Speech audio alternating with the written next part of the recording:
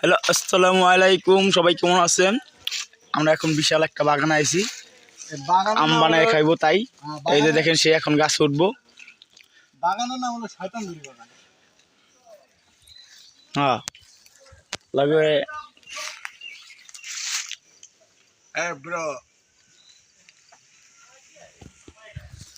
ওই যে গাছ উঠতে গেছে গা, এখন ঠাস ঠাস করে আম পারবো।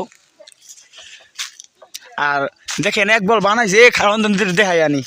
এক বল বানাইছি, সেটা তো হবে না, তো আবার উঠতেছে গাছে। আম ঘুরতেছ ভাই, চিন্তা কইরো না, আমাকে লাগে চিনি আছে, টেনশন কইরো না।